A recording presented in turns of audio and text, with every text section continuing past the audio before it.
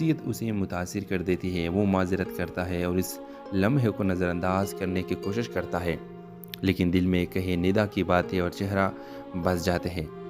Viewers, ہسپتال میں اتفاق ملاقات کے بعد پراز اور ندا کی زندگی میں کئی اتفاقات جنم لیتے ہیں۔ دونوں ایک دوسرے سے مختلف مقامات پر سامنا ہوتے ہیں، کبھی کسی دوست کی شادی میں، کبھی کسی کتاب کی دکان پر۔ ہر بار ان کے درمیان ایک ہلکی سی گفتگو ہوتی ہے اور دونوں کی دلچسپی بڑھنے لگتی ہے۔ ندا اپنی شخصیت میں خود مختار اور حساس ہے، جبکہ پراز ایک ذمہ دار اور خیال رکھنے والا شخص۔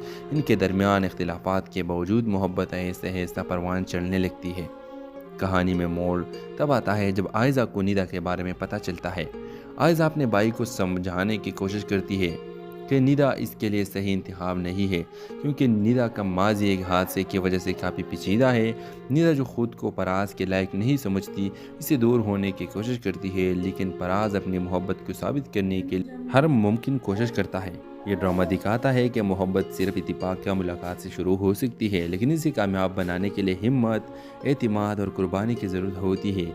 گمان کے ذریعے شروع ہونے والا رشتہ حقیقی محبت کی شکل اختیار کر لیتا ہے۔ ہیلو ویورز، ڈرامہ سیل کا آغاز ہسپتال کے ایک منظر سے شروع ہوتی ہے، جہاں ایک نوجوان پراز بے چینی سے انتظار کر رہا ہوتا ہے۔ اس کی بہن آئزہ ایک معمولی چیک اپ کے لیے ہسپتال آئی ہوتی ہے، لیکن پراز کو اس کی فکر لاحق ہوتی ہے، کیونکہ وہ عموماً اپنی بہن کی صحت کے بارے میں بہت حساس رہتا ہے۔ اسی دوران ہسپتال کی راہداری میں ایک لڑکی ندا آئزہ جیسے لباس میں دکھائی دیتی ہے، جو اپنے ایک دوست کے عیادت کے لیے آئی ہوتی ہے۔ پراز کی نظر میں آئزہ ہی لگتی ہے۔ وہ جلدی سے اس کے پاس پہنچتا ہے اور فکرمند لہجے میں کہتا ہے، آئزہ تم یہاں کیوں کھڑی ہو؟ میں کب سے تمہیں ڈھونڈ رہا ہوں۔ ندا حیرت سے پراز کو دیکھتی ہے اور کہتی ہے، معاف کیجیے گا، شاید آپ غلط فہمی کا شکار ہو گئے ہیں۔ پراز شرمندہ ہو جاتا ہے، مگر اسی وقت ندا کی معصومیت اور شخصیت اسے متاثر کر دیتی ہے۔ وہ معذرت کرتا ہے اور اس لمحے کو نظر انداز کرنے کی کوشش کرتا ہے، لیکن دل میں کہیں ندا کی باتیں اور چہرہ بس جاتے ہیں۔